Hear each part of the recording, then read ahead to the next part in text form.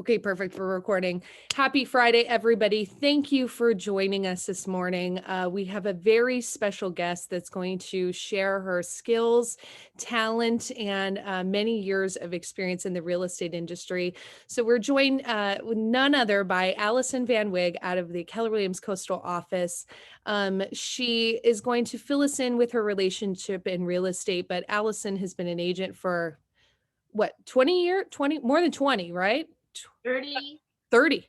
Yeah. Very young. Wow. Young And professional when I started. I love that. So, yeah. So Allison now currently runs the Allison Van Wig team.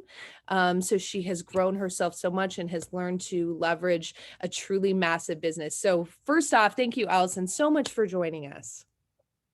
Well, I'm glad to be here. Yeah, thank you. So why don't you open it up a little bit? I know you because you're here in the coastal office, but we have quite a few people that are joining us from other offices. So explain to me a little bit, what's your relationship with real estate? When did you get started and kind of where are you now in your career journey? Well, I got started in 1988 and we had over 12% interest rates because I remember we had a party at the office when we dropped under 12. Of Wow. course, being new and young, I was like, oh, great time to buy a house because interest rates dropped. There was no, like, I never thought we would see where we are today. Like, today is such an opportunity for buyers. And even though prices are higher, it's like for what the income they're bringing in and everything else, it's just a great time because they'll have these rates for 30 years. They could hang on to that house and rent it. And it's like you will never see these rates again. And then before that, I was born in Alaska. And then we had no money. I lived in a trailer when we were younger. Should have brought the picture and screenshot it with you guys so you could see where I came from. And we actually, both my parents were from England. I'm an anchor baby. So when Alaska became a state, they moved there when it was a frontier. It became a state, and then I was born, so I was their anchor baby. So now they could get their citizenship. So they decided to come to California for more opportunities. They had about $100, and we hitchhiked across Canada. I was probably 7, and got to California. Didn't quite go the way they expected. They moved back to England. I went to England, went to school in England for a while. Then we moved back here, and then I went to speech therapy because no one could understand me because I went to school in New York. Pretty much in the 60s, they didn't want you to have an accent. And then basically came back to California.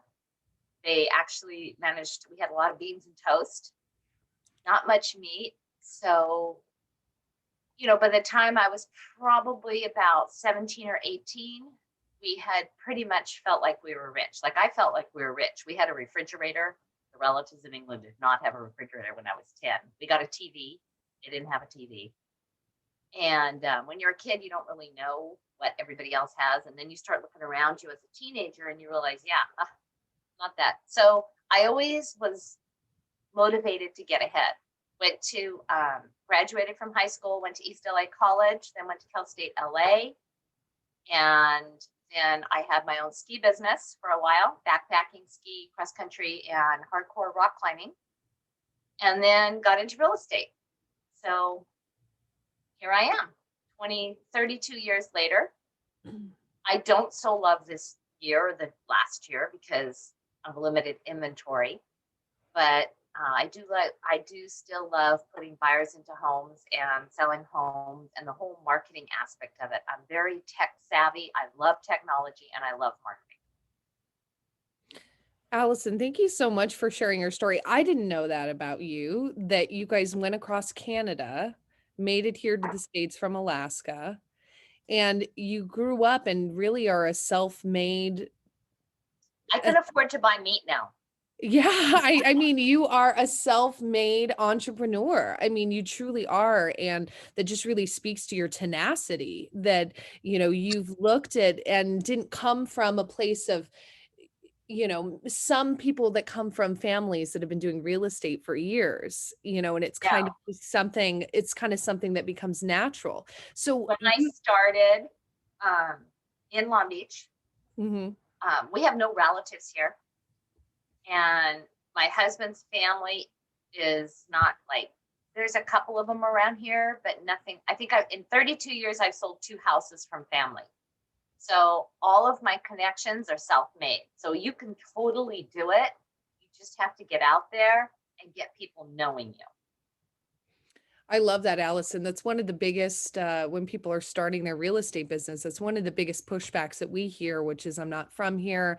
I don't know anyone here. And you can personally attest to the fact that that doesn't really necessarily set up your success for your business. Correct. It's like it took me eight months in a year, I made $8,000 my first year. Second year, I made 16. Third year, I made 30. So you could see it going up. And it's like, don't forget, this was 88. So that was probably equal to about 60 now for your third year. But it was just a matter of getting out there, putting your name out there, getting to know people, knocking on doors, farming, doing your open houses. Like I always say, you need 6 pieces of business. So no matter what those are, like it could be knowing your sphere. So if you have family here, great, you can market to them. Your farm, your open houses, getting on the phone and calling people. You know, now we have email. We didn't have email back then when I started. So it's like 6 sources, no matter where they come from. We used to go to Home Depot and pick up on the contractors to see if they were flipping a house. Like we would do anything to get some business.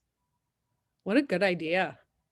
So, Allison, you touched a little bit about the market. So, what do you see in the market right now? And where do you see the trend of business coming from the next 6 months to a year? Well, I think we're still going to have quite a few buyers because that demand is there. Fortunately, I think inventory is going to pick up a little bit. You know, older people that weren't selling last year because of COVID and they didn't want people in their homes, now they're getting immunized. Hopefully by July and August, they'll be moving. Next year, I feel solidly that they will be moving. So I'm hoping that inventory picks up a little bit more. You know, right now our inventory is like half what it was last year. So if we can just get back to last year without 30 offers on every property, we'll be able to put more buyers in escrow. But it's also, you know, it's out of the properties I put on the market and the offers I get, listen to this carefully. I'll get 30 offers. Maybe 4 agents will actually text me and call me and say, hey, my clients really love this house. They're well qualified. I sent you my offer. Just wanted to make sure that you got it.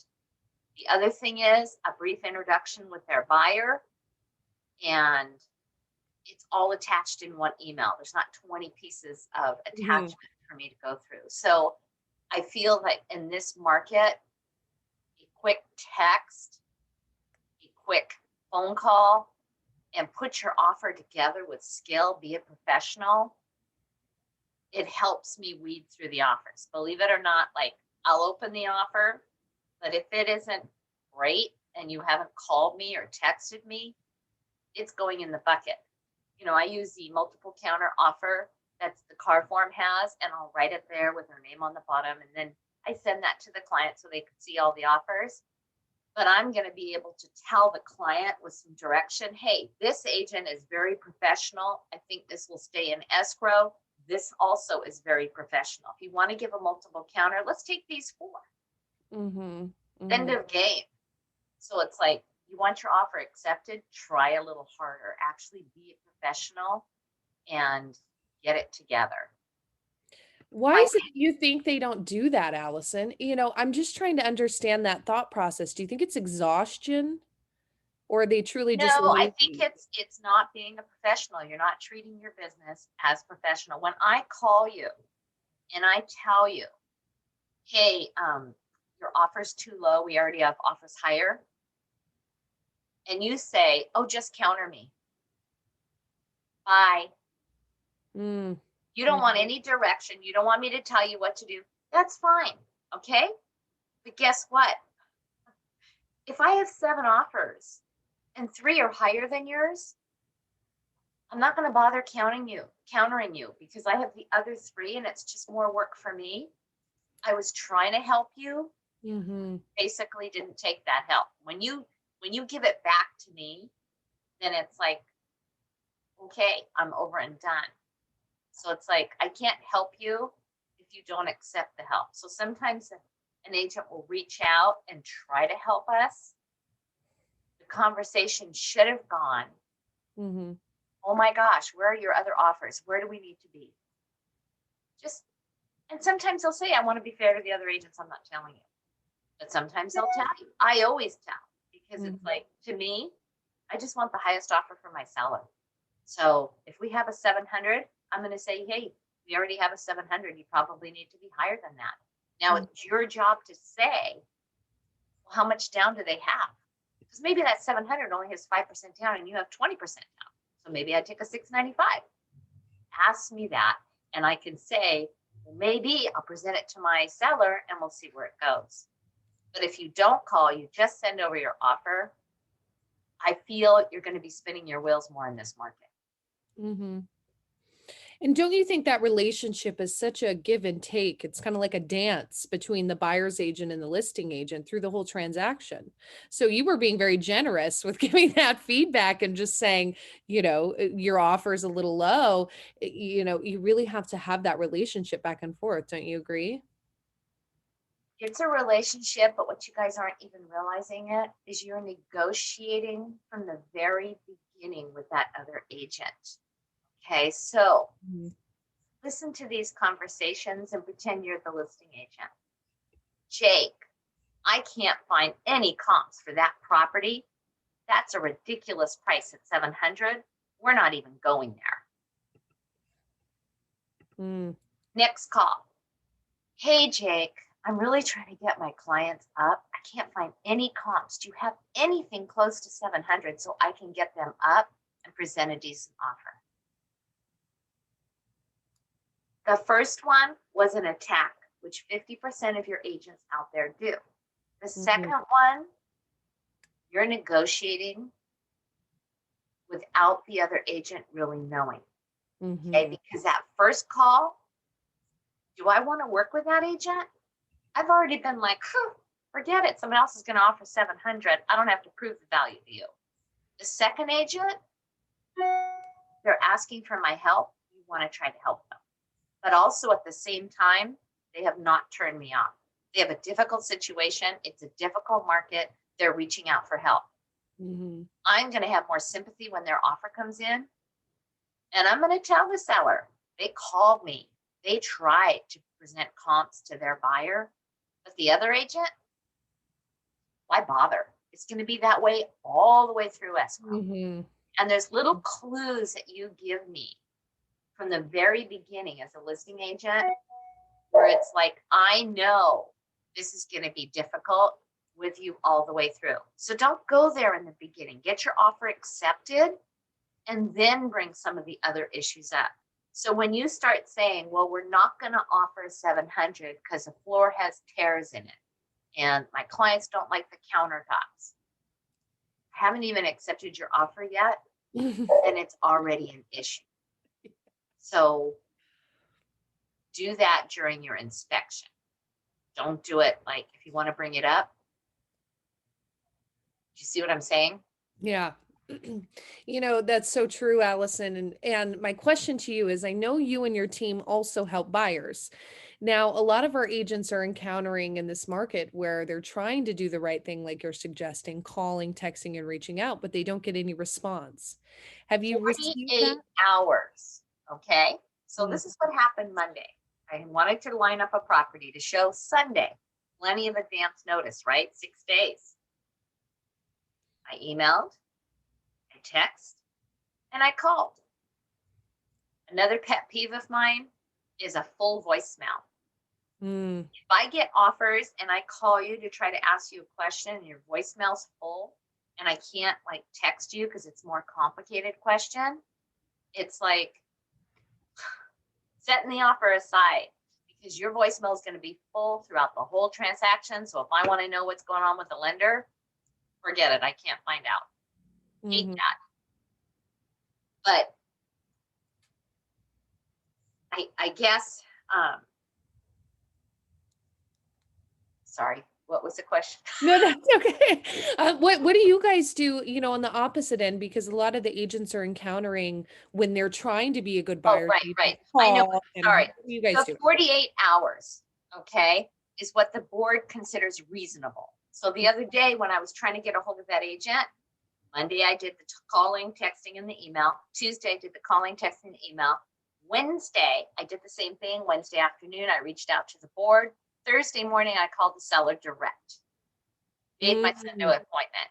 And the seller said, oh yeah, we've had that issue with this agent. Interesting. He then got on the phone right away and was all over me. And I said, you know what? You need to call PWR and talk to Lori because she knows all about you. I've already had a conversation. You're allowed 48 hours to respond to a client. And it's like, is that going to get my offer accepted by the other agent? But guess what?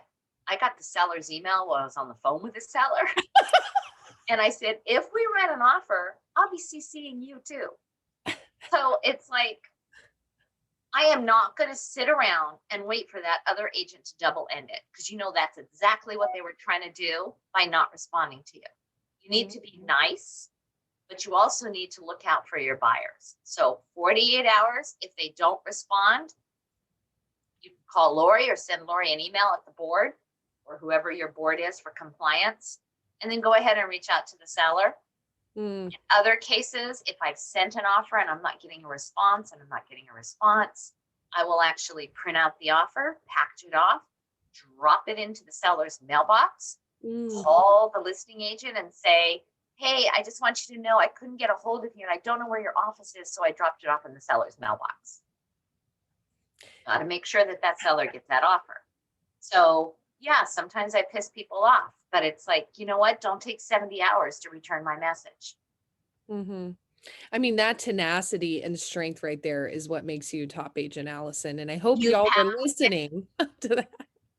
I think there's a few things that some of you don't want to do. You don't want to upset anybody else. And I get that. But if you want to get ahead, you have to do the right thing, but you also have to look out for your client. So yes, now that other agent's upset, frankly, I don't care. It's like 72 hours is more than enough time. And it's like, you have to go over after things. You have to be in front of them.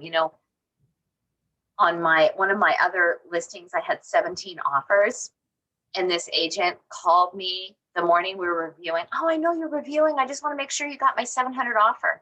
Well, you know what? I haven't. It had gone to spam, and that was the highest offer we got on that property. If she hadn't called, then I wouldn't have gotten her offer. Tenacity. And it's in all aspects of your life. It's like when you get up in the morning, 4 to 5 times a week, get out there and exercise a little bit. And it's like everything in moderation. And call, send out note cards. You have to be disciplined. Any business that's making it is disciplined. If you called Nordstrom's, would their voicemail be full? So why are you not wanting to be like Nordstrom's? Really good points, especially in the branding aspect. I mean, we all recognize the Nordstrom brand, right? High-end customer service. Why is our real estate business any different? What happens when you call Walmart? Phone may not get answered, or it rings and rings and rings. Right. So just think to yourself when you're setting up your business and doing your business, do you want to be Walmart or would you like to be Nordstrom's? You decide. It's your business. I love that. So Allison, you weren't always the Allison Van Wig team. Obviously you started and built Van your Wig and business. Associates. Actually. Van Wig and Associates. I'm sorry. Thank you, Allison. Thank you for correcting. Van Wig and Associates. You weren't always Van Wig and Associates. When is it in your career that you knew it was time to kind of start a team, to partner with people in business? And do you have any advice for those on the call that are considering this type of growth and leverage? I think you can't, do not force yourself to be a team. Be quiet, happy the way you are. You don't have to be a team. I never really wanted to be a team. It just sort of happened. I had a client that bought a home from me. 5 years later, he became an agent. And then he said, hey, will you help me? Can I be on your team? I'm like, what team? So he joins the team. And that's how it kind of first happened. And then it's like, well, if I'm going to be taking some money, I need to do leads. And I had read The Millionaire Real Estate Agent several times. And it's a great book, but it's all about how you want to do your business. So with me, I felt like having a team was going to probably keep me in the office more because I had to be there for people. And I'm not sure that I like being with my clients. I like being out in the field. So having a team was a little bit different because I did have to be there more. And then he brought in somebody else, a friend that had gotten his license. And then he left about 8 months later. And then that was it for probably a year and a half. It was just the two of us. And then people kept calling and I really wasn't interested. And then somebody else, I got a typewritten letter from this person named Cindy, typewritten, mind you. Oh. And I was like, oh no, this is not a good fit. This person is not tech savvy at all.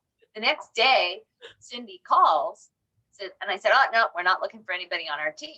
About 2 weeks later, Rose, who's my like office manager, TC right hand, says, I can't believe you didn't even like talk to Cindy. I'm like, what? No, Cindy, our friend Cindy. I'm like, Cindy Hinderberger? I said, she never called for a job. Now, mind you, when you've got like 15 escrows, and you're kind of like, and she's like, yeah, she did. You told me you weren't looking for anybody. You hung up on her. I'm like, oh no, that was a Cindy with a typewritten letter. No, it was this other Cindy. So then I felt like, well, let me get Cindy on. So I talked with Cindy and I was like, okay, this is a great fit because I'm looking for people that are honest, good people that want to do business. And it's like, you'd think that'd be easy to find, but it's like, it isn't that easy to find. It's like, I'm not looking so much for hardcore salesperson. I want people to be comfortable with us and know that we are looking out for them and not just trying to sell them something. So I think it's a little bit different and we went through 6 or 7 people. I won't go into those stories. Those are very, the person that joins the team and then 2 days later goes on vacation for 2 weeks and forgets to tell you. Yeah. Oh. So we went through quite a few people. Yeah. But I think now we've really got a nice niche of people. There's 3 people on the team now. There's Cindy, her son is getting his license. And we have Nivea. Nivea speaks Spanish. And we have Tim, and he's like our young professional. He's 32, so he's the younger one of the group, I guess. And then of course Rose, right? She's your Yes, right hand Rose woman. is our TC. Well, I have 2 support people that are very, very important to me. Rose is our TC, and then she does like office admin. And what's nice is Rose and I always have the same answer. Rose has been managing a real estate office for probably over 25 years. Wow. So she's very, very good. But when someone asks a question, we both have the same answer. So there's no, we used to have a guy on the team that like would ask me, and then I'd call Rose, did he ask you yet? And minutes later, he'd ask her the same question. We always had the same answer, which was like perfect. So it's nice. And then Jane, who is had her license for 30 years, she's just basically with a walker, so she can't show property anymore. But she takes all of our incoming calls from our ads and then disperses them to the team so that. But, she'll talk to the people on the phone sometimes. She also does our farming postcards. So I'll come up with the idea and then she'll lay it out. She has great ideas too. So sometimes she comes up with the idea We're also doing, we just started doing the Boomerang. I had been on them last year, and I feel it's a really good product, and we're testing it out in one section of the farm. Mm-hmm. I'm a heavy farmer. Probably 70% of my business comes from my farm. People think, oh, you must have so many referrals after 30 years. But all of, when you have a farm, probably 70% of your people are moving out of state because they're older people, or they're dying, or they already are dead. So you only have 30% of your database that's actually giving you referrals. Mm-hmm. And I don't know if you guys caught that, but I know with the coastal office, Boomerang is a service that we're now just getting involved with. So contact Taryn at the front desk if you're at Coastal, and you can get involved. They're mailers with some type of like coupon or interaction with, they have like Corner Bakery or, companies like that. So contact I the front desk. wanted something with staying power. I always try to do farming material that has staying power. And that means something like you're just listed and you're just sold, or your market updates. They're going to look at that before they put it in the trash. And that's just the way it is. So you're hoping that they see your name before it goes in the trash. What would have staying power is notepads or a free giveaway. So this Boomerang thing does like buy one meal, get one free. So I'm hoping that that's going to be on a magnet on somebody's fridge, these older people that want to sell their house. And then guess what? My name is there until they use that coupon. Mm-hmm. So I feel like it has some staying power. We'll see. We'll see if that produces more business in this particular section that I put it in. Mm-hmm. That's great. Thank you for sharing. So last question from me.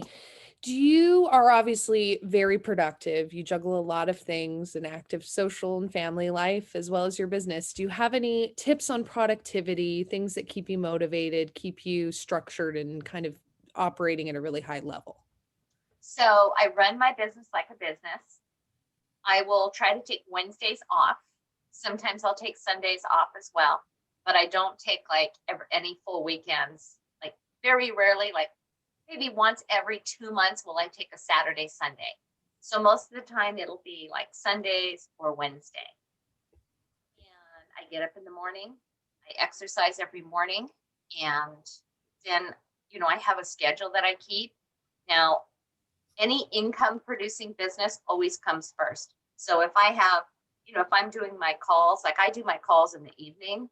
So maybe from 5 to 7, I'll do calls. But if I have a listing appointment, oh yeah, the calls are waiting, because listing appointment is more income generating. So anything that produces income comes first. And then I farm 16 times a year. So we have a farming calendar where it's like, okay, time to design the postcard. 5 days, 7 days later, it's time to get the postcard to the printer. And then 5 or 7 days after that, it goes out. Everything is run like a business. We use Google Sheets to keep track of our listings coming up so the team can see it. We use Dropbox for all of the pictures. We use, and for descriptions, we use Dropbox to put all of our files in so that I can access my files on any computer.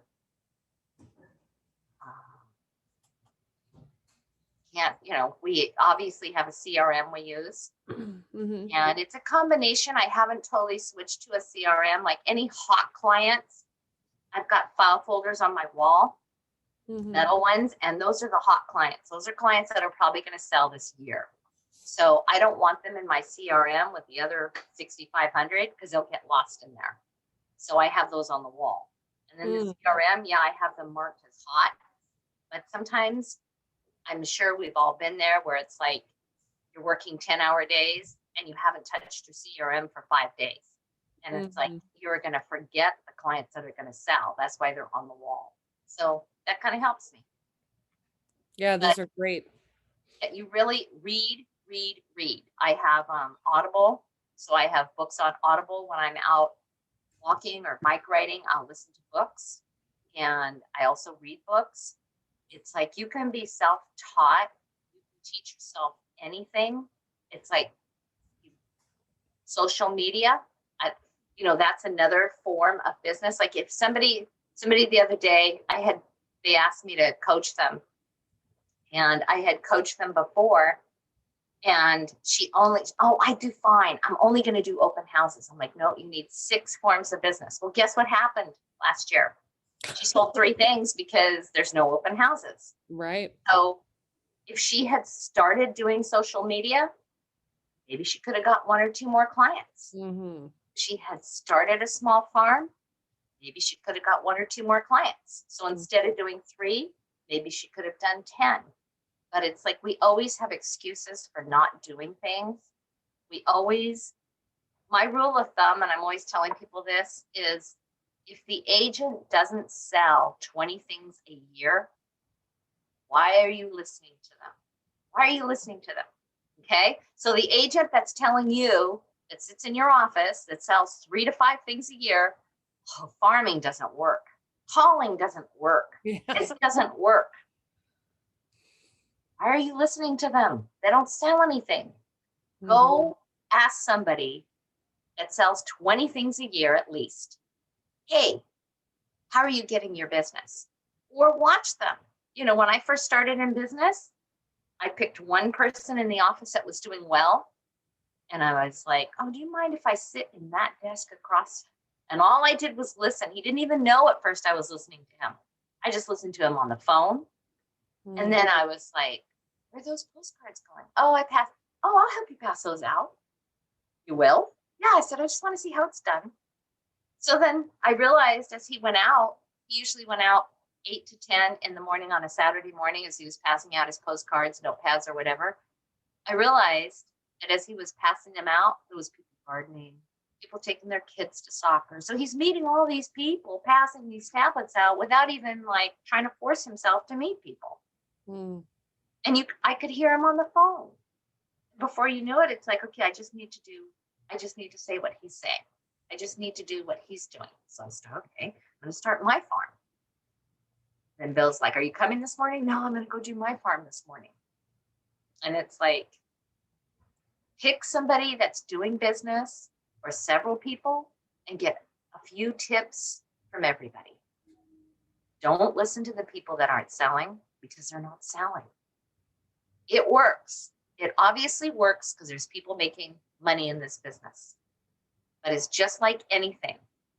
If you don't work, it's not going to happen. Mm. Great advice, Allison. You're very generous with your knowledge, and we just so greatly appreciate that. So it's 8:34, you guys. This half hour went by very quickly. I know everyone was excited to hear what you were sharing, Allison. Thank you for joining us. Do you have any last little words of wisdom or tips that you'd like to leave off with all these agents to start their weekend? I guess the business is out there for you to go get. If you don't get it, someone else is going to go get it. Mm. So there is plenty of business. You just have to go get it. And it's like when they hire you because they believe in you. Always remember that. So when it gets hard during the transaction, they hired you because they trusted you. They hired you because they believed in you. So when you're getting upset about something, back of your mind, they hired you because they believe in you. It's one of the things that really helps sometimes during those tough transactions when you're negotiating for something. They hired you. It's a good mantra. It's very woo-saw, right? Thank you so much, Allison, of course, with Van Wig and Associates out of Coastal Properties. I appreciate your time on a Friday. All of you go out, be as tenacious as Allison's stories that she just shared with us, be as gracious as the stories that she just shared with us. Reach out to your leadership. We're here to love and support on you guys. Have a good weekend, okay? Thank you so much.